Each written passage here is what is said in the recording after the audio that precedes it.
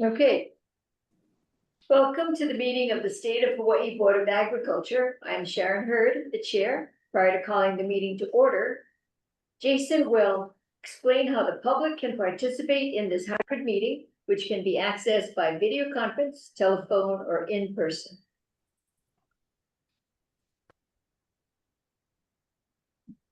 Sorry.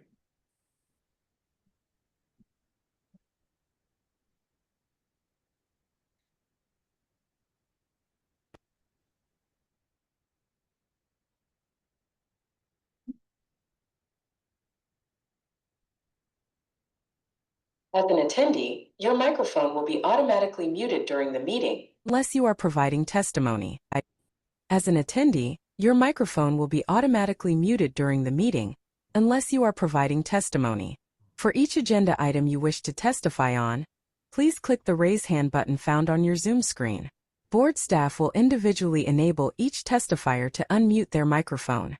When recognized by the chair, please unmute your microphone before speaking and mute your microphone after you finish speaking in order to prevent audio feedback. When testifying, you will be asked to identify yourself and the organization, if any, that you represent. Each testifier will be limited to 2 minutes of testimony per agenda item. If you are dialing in by phone, when the chairperson asks for public testimony, you may indicate you want to testify by entering star and then 9 on your phone's keypad. After entering star and then 9, a voice prompt will let you know that the host of the meeting has been notified. When recognized by the chairperson, you may unmute yourself by pressing star and then 6 on your phone. A voice prompt will let you know that you are unmuted. Once you are finished speaking, please enter star and then 6 again to mute yourself. Thank you. Thank you. Testifiers are reminded that there is a 2-minute limit of testimony per agenda item. If there is anyone testifying in the room, please be sure to come up to the mic and identify yourself before you begin. Calling the meeting to order at 9:10 in the morning. Roll call. I will take a roll call vote of the board members present. When your name is called, please indicate your presence with a here or present and state who, if anyone over the age of 18, is present with you in the room. This also serves as a roll call vote. For each subsequent vote, I will ask if there are any objections or recusals. If there are none, then the motion will be approved on the same basis as the initial roll call. Deputy Director Ryan Kanakaole from DLNR is excused. Dr. Parwinder Grewal from C.F.R is excused. Calling Mark Takimoto representing DBET. Present and alone. Thank you. Diane Lay, a white member. Present and no one with me over the age of 18. Thank you, Diane. Nathaniel Oswald from Maui County. Present, alone. Thank you. A Kauai member is not yet appointed. Randy Cabral from Member at Large. Morning, present and alone. Thank you, Randy. And Young, Member at Large, is excused. And Jimmy Gomes, Member at Large. And Aloha Kakahiaka, present and alone. thank I'm you, here, Chair. Jimmy. Okay, thank you. Sorry about that. Oh, sorry, I was late. Present and alone. Thank you. So we have quorum, and we will begin proceedings with one note before we begin. Much thanks to Randy Cabral, who has been serving as a board member for 2 terms. And this will be his last meeting as a member of the Board of Agriculture, as he has pretty much served his full term, and we appreciate that greatly, Randy. Thank you. Thank you, Chair. Appreciate serving. Thank you. So on to the approval of the minutes for May 27, 2025 meeting. May I have a motion to approve the minutes? So moved, Jimmy. Thank Second, you, Jimmy. Diane. Diane, thank you, Diane.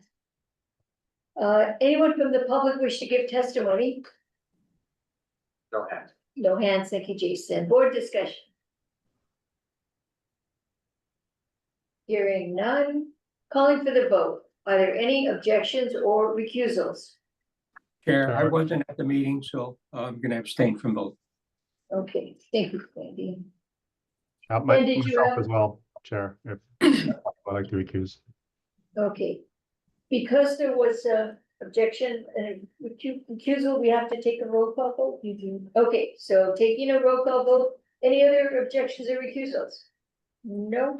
Okay, so we're going to be taking a roll call vote for the approval of the minutes of May 27th, starting with Mark Takimoto. Aye. Thank you, Mark. Diane Lay, Aye. Nathaniel Oswald, Aye. Randy was excused and is excused. Jimmy? Aye. Thank you, and I approve as well. That's fine, right? Yeah, so it fails. And so the vote fails as there's only 5 members taking the vote. Yeah, we need 6 members. Okay, so we'll vote next time. Yeah. Okay, we'll table this item and vote again next time as we did not have quorum for this vote. Okay, moving on to item number 4, which is communications from the divisions. Starting with item 4A1, which is a request for approval to sublease between the Hamakua Agricultural Cooperative, lessee sublessor, and Standy Cipriano, sublessee. General lease number S-5551, TMK, 3rd Division, 4-6-003-001, lots 13 and 14, Honokaia, Hamakua Island of Hawaii, Hawaii. May I have a motion to approve the request? So moved, Jimmy. And Thank I'll you. second. Diane, second. Thank you. Presentation by staff. So Brandy Io from Hilo should be online for that. Okay, thank you, Brandy.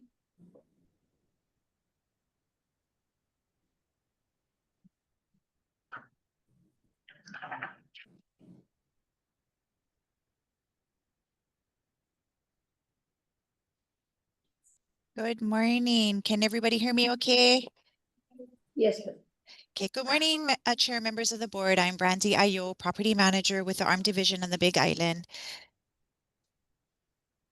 This morning, as Chair mentioned, we're requesting approval to for a sublease between Hamakua Agricultural Cooperative and Standy Cipriano. Standy Cipriano is requesting to sublease lots 13 and 14 under General Lease 5551, consisting of approximately 10.59 acres.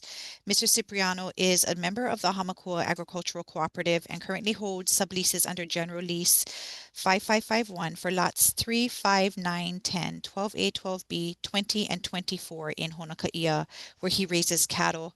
Lots 12 and 14 are contiguous to lots 12A and 12B, as well as property that he leases with Bishop Estates. Obtaining a sublease of these parcels will significantly enhance his ability to rotate his cattle and improve his pasture recovery and overall herd health. Standy Cipriano is a sublessee in good standing and qualifies as a bona fide farmer with more than 2 years of full-time farming experience and meets the application and eligibility requirements in accordance with the HDOA. Staff recommends that the Board of Agriculture approve the sublease between the Hamakua Agricultural Cooperative, lessee sublessor, and Standy Cipriano, sublessee for lot numbers 13 and 14 in Honolulu under General Lease 5551 through the expiration date of June 29th, 2033. Thank you. Thank you, Brandy. Is there anyone from the public wishing to give testimony? No hands. No hands. Board discussion?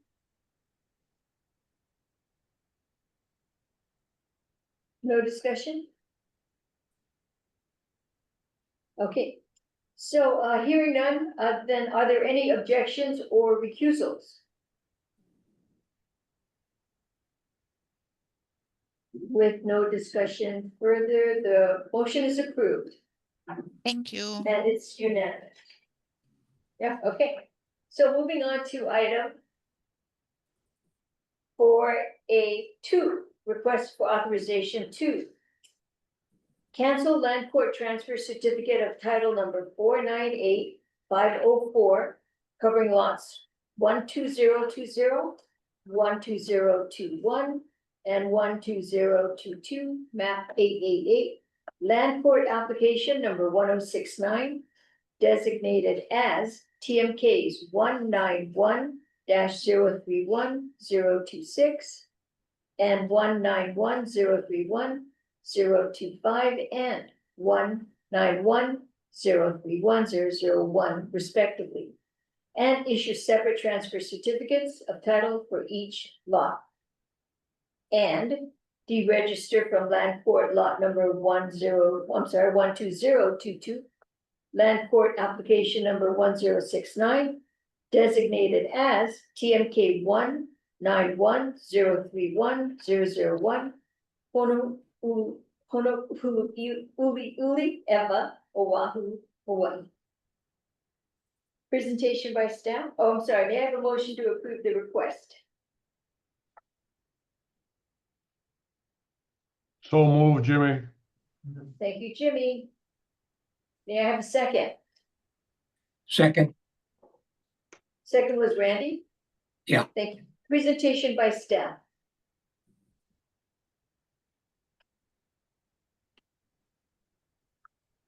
Good morning, Chair, board members. I'm Kevin Moore. I'm the new Agricultural Land Program Manager for the Agricultural Resource Management Division. The title Chair just read had a lot of tax map key, map and lot numbers in it, but what I'll try to do is give a little bit of background. The focus of this middle is really to take action on what we call the feedlot, which is a 110-acre parcel in Eva has been set aside to DOA. It's industrial zoned land, I-2. It had been with DLNR for quite a few years in the early 2000s. DLNR tried to develop a renewable energy project, solar, on the site and entered into a development agreement with a company, but that fell through. The project never materialized. Around 2016, the Department of Agriculture asked DLNR if they could have the parcel. The main interest at that time was to get the water allocations associated with the parcel, because right adjacent to it is the slaughterhouse parcel, which requires a lot of water for its operations. There were negotiations between DLNR and DOA, and even the governor's office was brought in around 2016 to 2018. And finally, the request to transfer the parcel to DOA went to the BLNR in 2018 and was approved for set aside to DOA with some conditions. One was that BLNR would be able to withdraw or issue renewable energy leases on the parcel to the extent it didn't interfere with DOA's use of the land or its lessee's use of the land. And so Executive Order 4584 was issued in 2019, formally setting aside the land. It included that condition I just mentioned for renewable energy projects. Later, the Board of Ag approved the issuance of General Lease number 3138 to Hawaii Land and Livestock LLC. And that lease also contains a withdrawal provision regarding renewable energy projects. So the lease commenced on January 1, 2020. And later that year, armed staff became aware that a trucking company called American Hauling Inc. had set up operations on the parcel. When staff did an inspection and investigated, HL&L explained that American Hauling was providing services for them, including transport, hauling, and actually building out special containers for shipping cattle. That's all was associated with the slaughterhouse operations, bringing cattle to the property, letting them rest before going to slaughter. But as time went on, armed staff realized that the amount of equipment there was much more than would be needed just for the slaughterhouse operations, and had basically become a base yard for American Hauling without, this board's approval and contravention of the lease, basically. So armed staff asked HL&L to have American Hauling vacate the property. HL&L filed a complaint, you know, in the state court to have them dismissed, I mean, to have them remove the property, and that process started and an order to vacate was issued, but not executed because at that time negotiations were going on for, you know, future use of the site. And so, basically what this submittal is about is to prepare the land for a future disposition regarding a renewable energy project. It's 100, I mentioned it's 110 acres. HL&L only requires a small part of that to support its slaughterhouse operations on the adjoining parcel. And the rest of about, so that's about 10 acres. The other 100 acres is proposed to be withdrawn from the lease and given back to DLNR, so that DLNR could issue a renewable energy project lease directly to a developer for that project. So in order to get that, you know, to lay the groundwork for that, a couple things need to happen. One, American Hawai needs to be removed from the property completely. And two, the entire parcel needs to be deregistered from the land court system. And that's mostly to make it easier for the subdivision approval and all the other approvals that need to happen before a lease can be issued to the renewable energy producer. And so Chair was out there at the site on June 11, looking at American Hauli's progress in vacating the property, and she noted that there had been good progress on that. And American Hauling committed to vacating the property completely by June 30. So we'll follow up on that, make sure that they've removed all their equipment. And so the request before the board is to cancel the existing transfer certificate of title for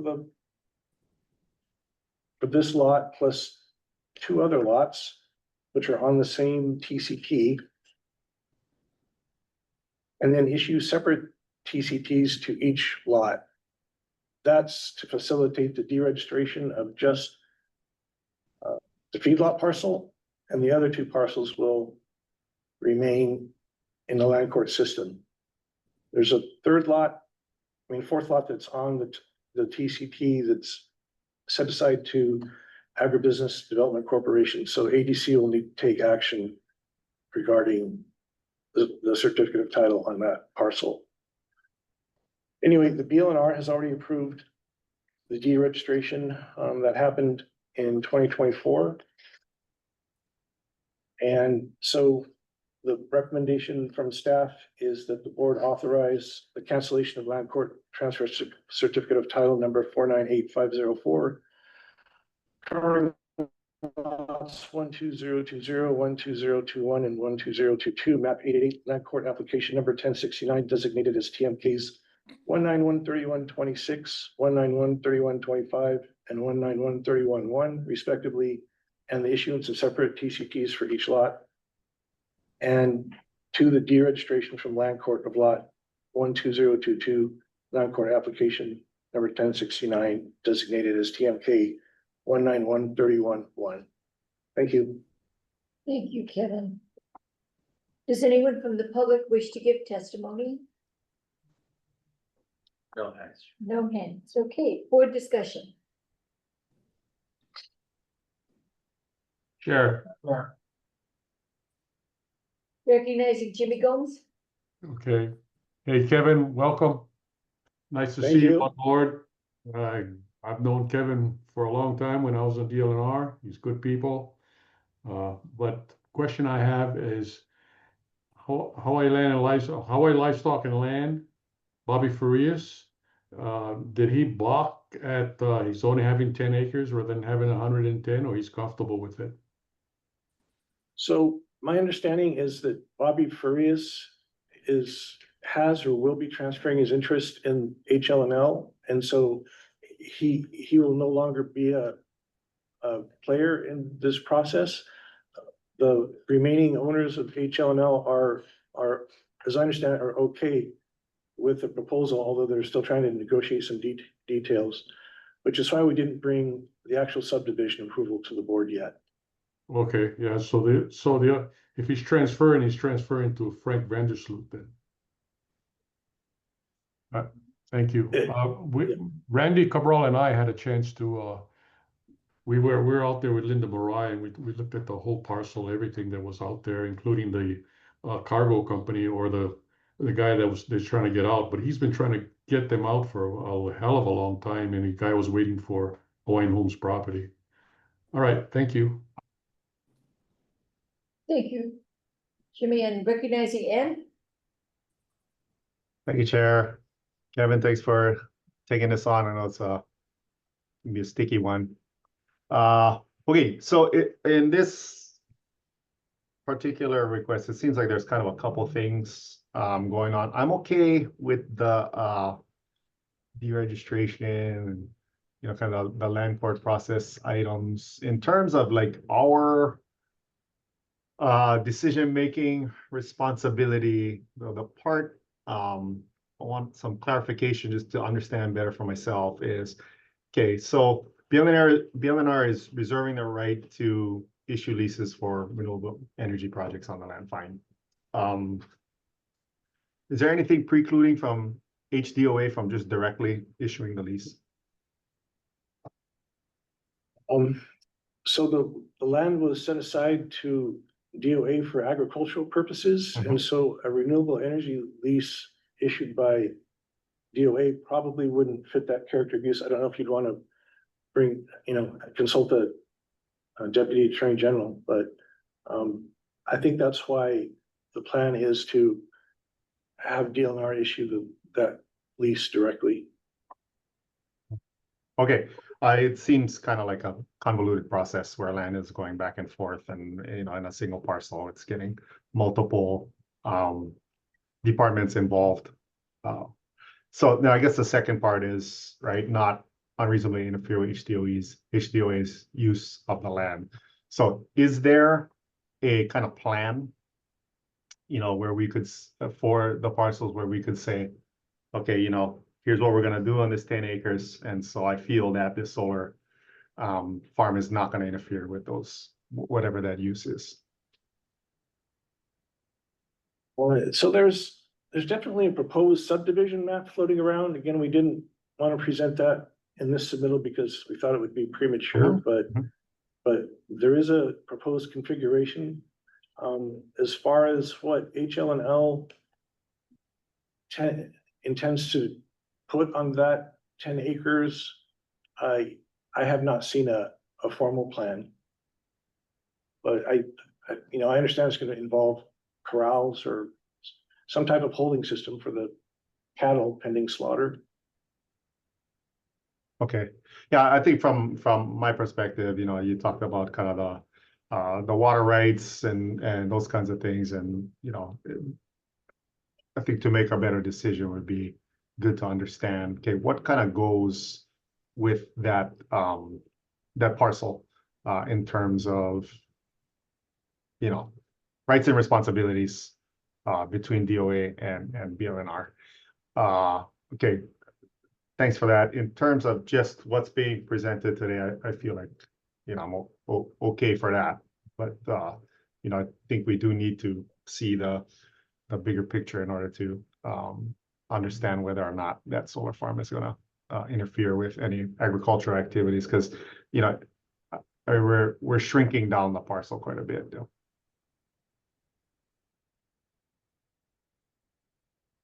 Thank you, and recognizing Jimmy. Yes, Ian, I think primarily when they were talking about this parcel, yeah, they wanted to put a feedlot or rotational grazing in that area, but basically, I think they just wanted that water so they can get it over to the slaughterhouse section. And I know that they wanted to put more cattle in there, and like I said, rotational grazing, but I think the purpose in DLNR was when they were gonna develop it and put not a wind farm, but full of photovoltaic. So that's why I asked, is HLL comfortable with only 10 acres? So, and I'd like to know what they're gonna do with that 10 acres too, you know, especially the amount of volume of cattle that's gonna come in or is coming in for slaughter. But this is my manao. Thank you, Jimmy. Any further board discussion? I don't, oh, well, there we go, we have Nate. Yeah, thanks. Just kind of thinking in terms of our farms and farmers and ranchers. Solar farms can actually coexist with grazing, right? There's ways for those farms to be built in a way where cattle can still graze and use those properties. So just kind of putting that out there to think about. My second question, and this might be not something you guys can answer, but is there still a working relationship with American Hauling, with HLNL? Yeah, hard for me to answer. I don't know if they'll continue a business relationship or not. I guess I was just asking because if they're vacating, I'm wondering if there's an alternative hauling or if there's going to be increased cost now that the equipment's not on site. But it sounds like from what Jimmy was saying that this is something that they kind of wanted. So I just was curious.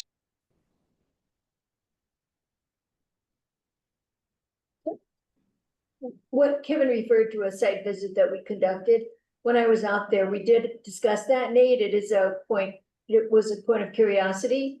And Hawaii Land and Livestock will still continue to have the need to move cattle from wherever it's dropped off to the slaughter. And American Hauling seems to be a likely candidate for that to continue that service. But I don't think anything is in writing or been decided.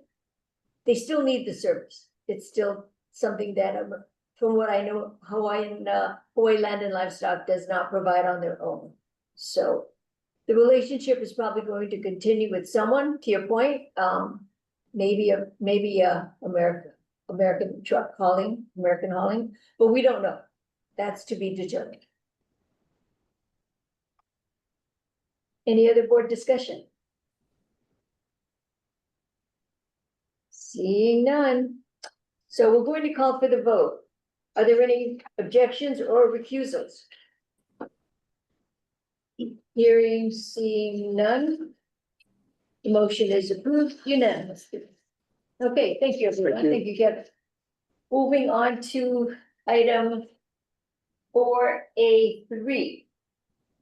Requesting that the Board of Agriculture delegate authority to the chairperson to further negotiate and execute a purchase and sale agreement and other relevant documents regarding the purchase of the Wahiawa Dam spillway pursuant to Act 218 SLH 2023 TNK 17-1 012-014 Island of Oahu. May I have a motion to approve the request? So moved, Jimmy. Thank you, Jimmy. And second? Second, Randy. Thank you, Randy. Okay, and board discussion.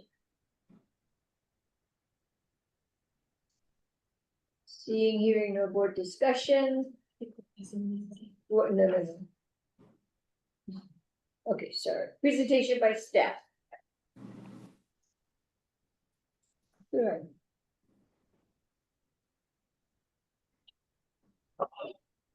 Morning, Chairperson, members of the board, Glenn Okamoto, engineer with the Agricultural Resource Management Division. I say, so Act 218 SLH 2023 appropriated $26 million and authorized the Department of Agriculture, Department of Land and Natural Resources, and Agribusiness Development Corporation to acquire the Wahiawa irrigation system on terms negotiated and agreed upon by the office of the governor or by eminent domain, and to purchase, repair, and maintain the associated spillway. Pursuant to the act, the state is required to acquire certain lands, including the Wahiawa Reservoir Dam and Spillway. The dam and spillway are currently owned by Sustainable Hawaii. The Department of Department of Agriculture, Department of Land and Natural Resources, and Agribusiness Development Corporation have been working closely with the governor to negotiate with Sustainable Hawaii to acquire the relevant land parcels. On February 25th, 2025, this board approved a request to delegate authority to the chairperson to execute the memorandum of agreement between ADC and HDOA. That MOA identified the entity's responsibilities with regards to funding, land acquisition, and improvements to the dam. The MOA was subsequently executed on April 17, 2025. Presently, the relevant state agencies are prepared to finalize and execute the purchase and sales agreement with Sustainable Hawaii. The most recent version of the purchase and sale agreement is attached as Exhibit A. There are a few provisions of the purchase and sales agreement that are still in negotiations. However, the provisions are unlikely to substantively change or affect the transaction and are more legal in nature.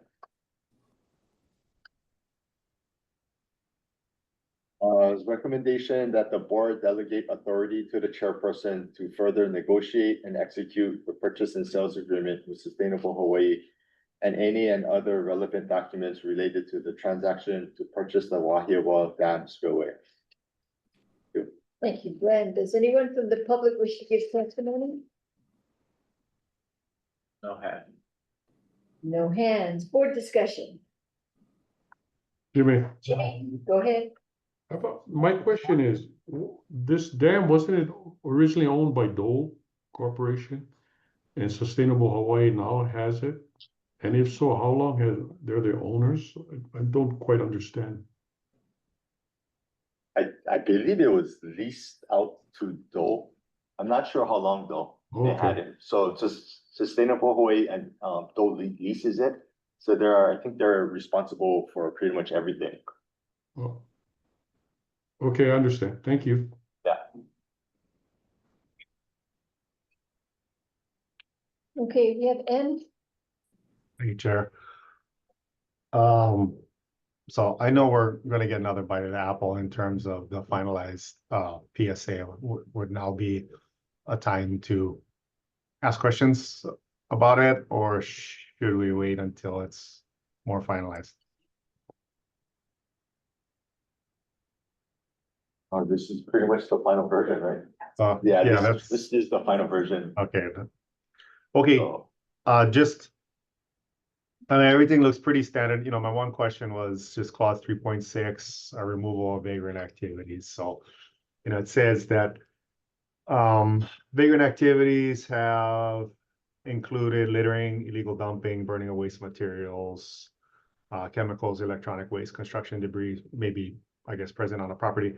And the seller agrees that they're going to use commercially reasonable efforts to remove the trespassers on the property engaging in vagrant activities. But if there is chemical material or e-waste or construction debris, it's not part of the PSA that would have to be removed before the state takes possession, and we would be responsible for that. I think I should get advice from Siegel. I mean, not really. It's fine. Hi, Board. Deputy Attorney General Kelsey Magatsa. I have been working closely with the other deputies in this transaction. The negotiated term regarding your question, Board Member, is that it was a negotiated term that the parties were sufficiently, after conducting the ESI, were sufficiently satisfied in accepting the parcel as is. So seller will make reasonable efforts to remove individuals that may be squatting on the property. and will also make reasonable efforts to remove hazardous materials that, as prescribed by the PSA, but it was a negotiated term pursuant to the contract. Okay, if you guys have done the legwork and gone and taken a look and you're okay, then I trust you. Okay, Thank you. thank you. Looking for further board discussion? None, okay. Making a note that the ARM will be providing to the board a historical record of the property, which I've seen, and it's quite extensive, and so we will make that historical record available to you. Okay, that should that goes back to Jimmy's question. Thank you, Jimmy, for that. Thank you, and so hearing no further discussion, calling for the vote. Are there any objections or recusals? Hearing no objection, the motion is carried unanimously. Thank you, Glenn. Thank you. Okay, seeing no old business on the agenda, we're moving on to new business, which is a non-action item. This is for invasive species action plan update, including an update on the departmental activities related to the coconut rhinoceros beetle. And this is statewide basis. Second thing would be updates on high-profile pest hotline reports, including captured snake in Kamiki and a possible wildcat in Manoa.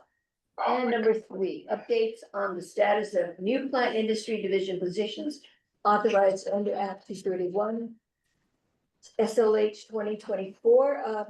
Jonathan, prior to your report, I'd like to remind the public and the board that we are limiting this discussion to agenda items. Discussion is welcome and allowed, but limited to the agenda items per sunshine law. And there is no decision making at this meeting. Thank you, Jonathan. Presentation by staff. Good morning, Chair, members of the board, Jonathan Ho, Plant Quarantine Branch Manager. So real quick, we'll start with the department's activities as it relates to the coconut rhinoceros beetle. I'm going to talk basically about the stuff that the department is doing. Please note for the board, obviously the department is working with a multitude of partners through the counties, through the invasive species committees, through the invasive species council, the LNR, a whole host of other folks for CRB. And again, I'll just be kind of quickly highlighting for the board the department's, some of the department's actions. So for Oahu, I'll start with Oahu, the tree removals on the west side, like the Waianae Coast have been completed. They are now working in central Oahu and then potentially on the North Shore as well. The staff are going to be working with the contractor and reaching out to the county to expand the removal efforts to outer islands as well, particularly on Kauai. The department has worked with the city and county of Honolulu for treatment of trees in public parks. We have provided them with some chemicals for public parks and a few other high priority areas such as Royal Palm Drive. And the Plant Quarantine Branch staff are working with some state agencies, including DLNR and DAGs, to treat trees in select state parks and other like public areas. With Iolani Palace being, I think next week sometime to be treated. For Kauai, we are working with the Kauai Council and to some extent the mayor's office to expand education outreach on Kauai.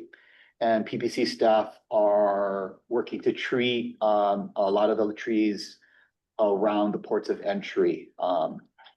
Maui is also doing the same thing with regarding to the treatment of trees around the ports of entry. On Hawaii Island, Waikoloa, which is the initial detection of CRB, there has not been another detection in the Waikoloa village area since September of 2024. For the Kona area, there's about 24 beetles that have been found, including with one grub. The PPC staff are continuing treatments of the areas with a lot of treatments occurring in the Keole Ag Park. The most recent finds are in Kiholo, which is quite a bit north, and in Palama Nui, which is around the university area. And the department is working with the county to enact a voluntary restriction on CRB host material that's going to be kind of similar to H1N5. That's H1N5 voluntary restriction. And while we're working on an interim rule. On Lanai, there was a single grub initially found at the end of last month by Lanai staff.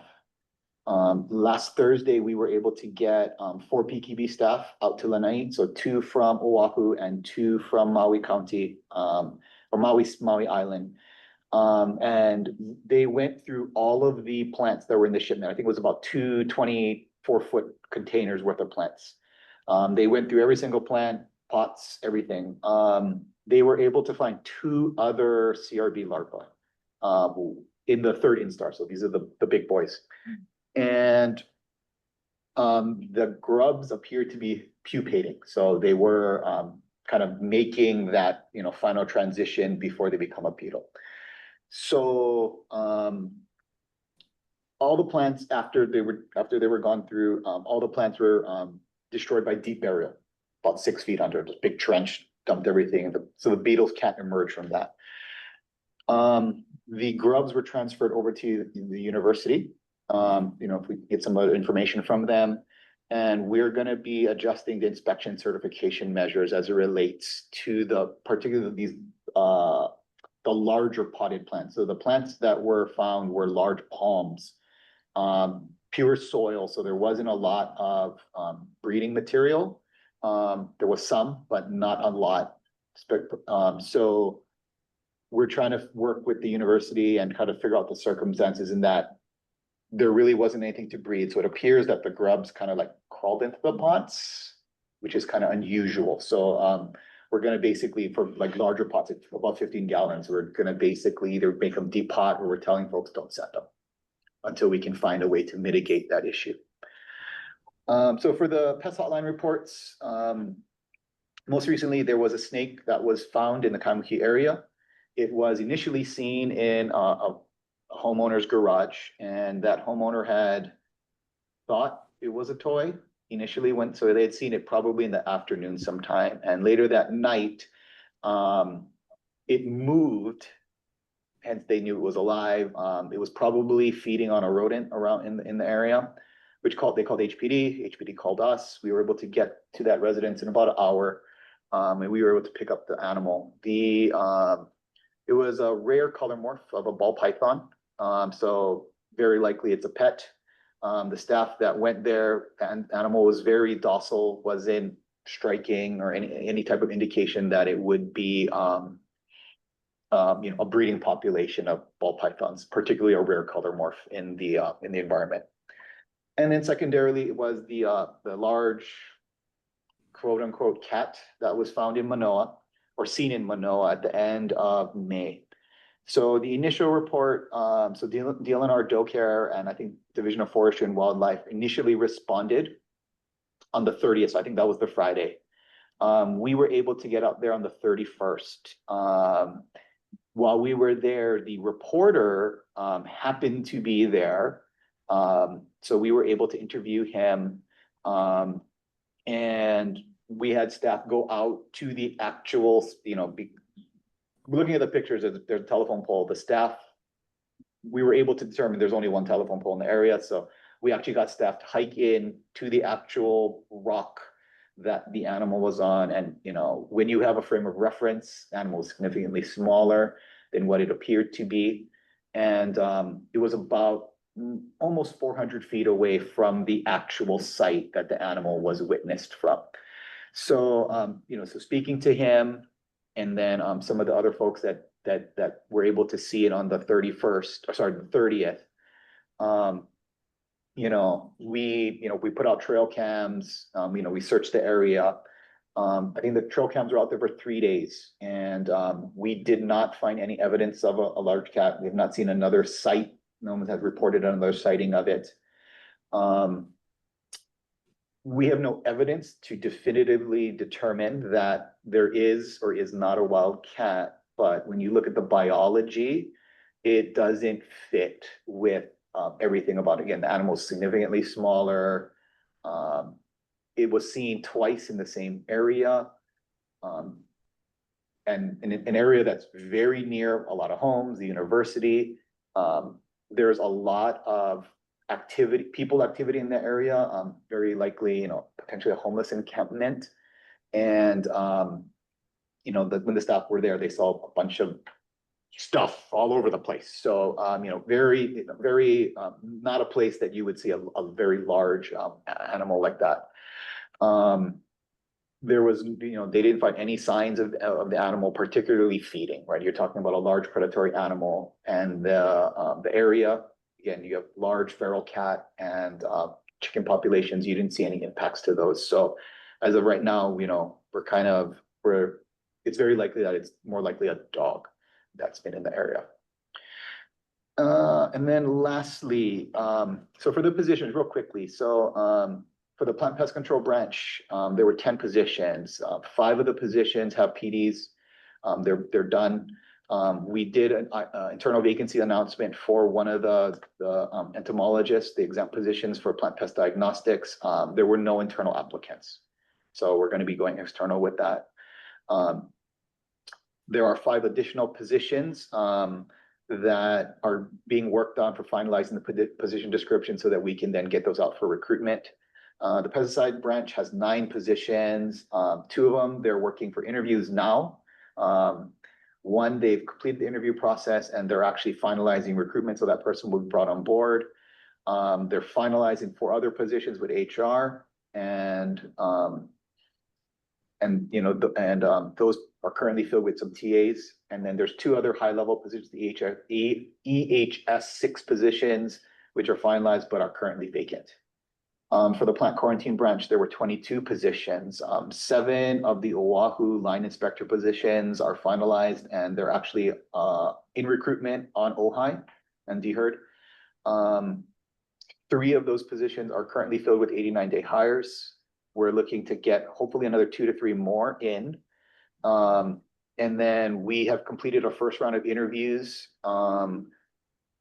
2 applicants passed and have been offered. So hopefully we'll get those folks on board real soon. The final 15 PDs are being finalized with HR, and they're the outer island inspector positions and some higher level, mid-level supervisory positions. And there's a few remaining positions that were placed in PPC and pesticides, but we're actually going to be putting them into the division. They're a planner and an accountant for I think better use of the positions across all the branches. And that's all. Thank you. Thank you, Jonathan. Could you define PD and EHS? Oh yeah, so PD is the position description. So that's the document that explains the duties and responsibilities of that particular position. And then EHS is the job series of environmental health specialists. So the pesticide staff they're all in that particular job series. Okay.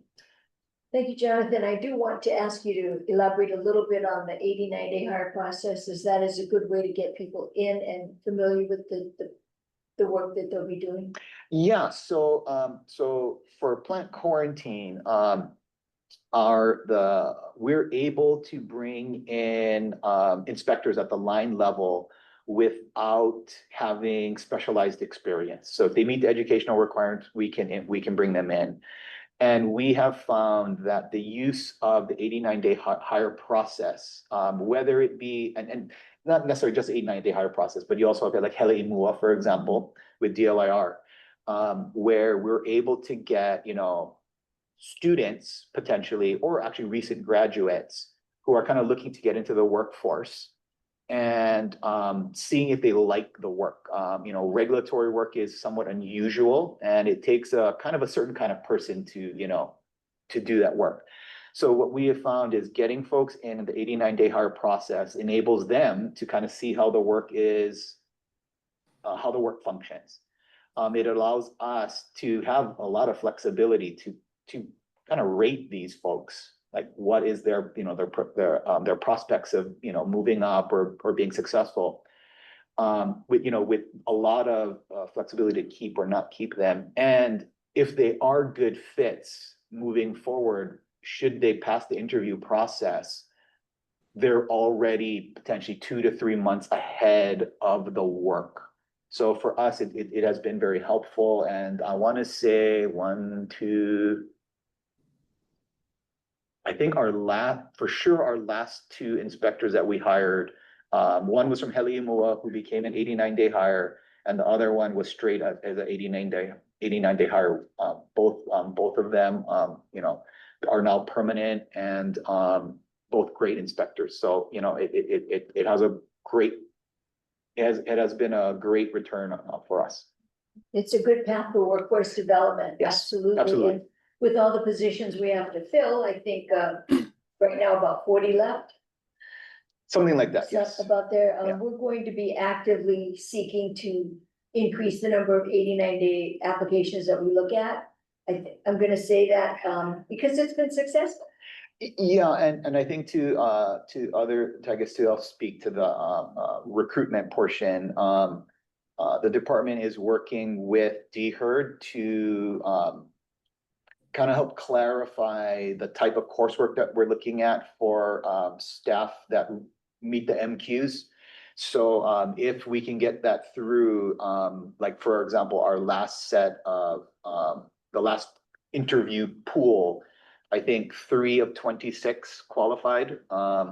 If we were to do the expansion, it would have been 8 of 26. So we would have been about triple the amount of applicants that would have been able to be considered. So I think once we get that through, we'll have a much bigger pool to select from. And again, and also for the 89-day hire as well. Thank you, Jen. Then MQs? Minimum qualifications. Sorry. No, thank you. Thank you very much, Jonathan. Very, very good explanation. Does anyone from the public wish to give testimony? No, closer. No? There is one. Stephanie. Stephanie, I'm gonna let you in if you can please state your name and or organization.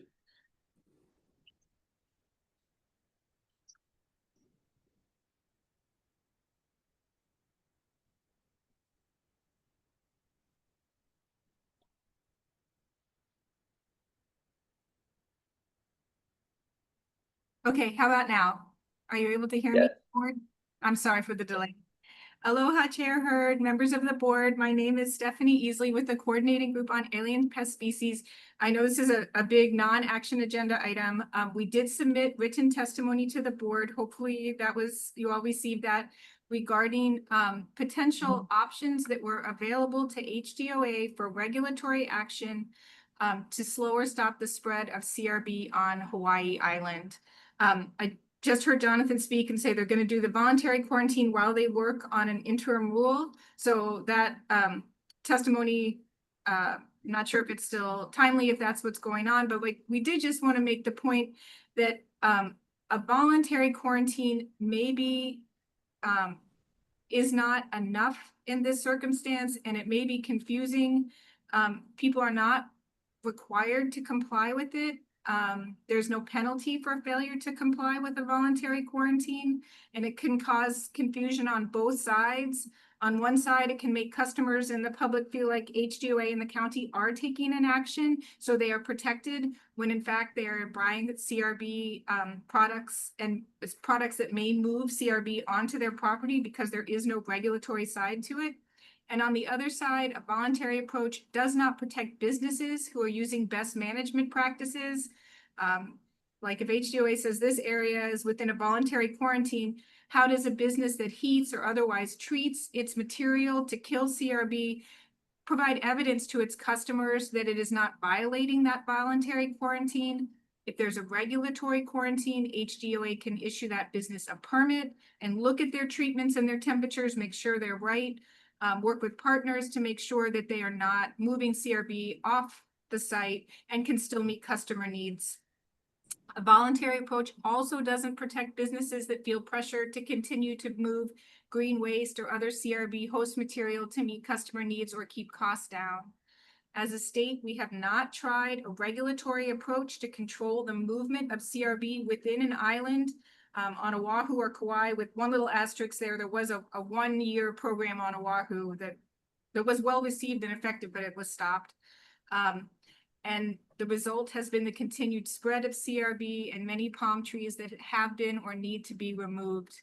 We hope these islands are lessons learned, and HDOA will take a different approach, which sounds like Jonathan just said that you are, on Hawaii Island, and it would be particularly heartbreaking for CRB to spread across Hawaii Island, imposing those environmental and financial costs when the source of the CRB is state-owned land managed by HDOA.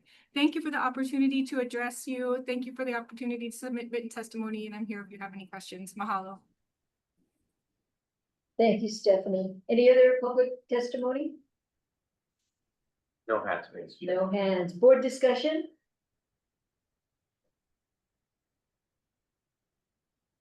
No board discussion? Okay. So Jonathan, thank you very much for that update. It's always, I think, the highlight for the public. Appreciate it. Thank you. With no further business, no further discussion, before we adjourn, I would like to say again, thank you to Randy Cabral for his many years of service to the Board of Agriculture and to agriculture in general. Randy, your background and experience as a farmer rancher has been invaluable to the decisions made by this board. So thank you very much, and we will be seeking a replacement, of course, but it would be hard to do with all your vast experience. Thank you, Randy. So with that, Thank you so much. I appreciate working with everybody. Go ahead. Okay, thank you. May I have a motion to adjourn? So move, Jimmy. And Randy, you have a chance to second. Yeah, second. Thank you, Randy. So, this is board discussion for adjournment? No. Okay, with that, the meeting is adjourned at 10:05. Thank you, everyone.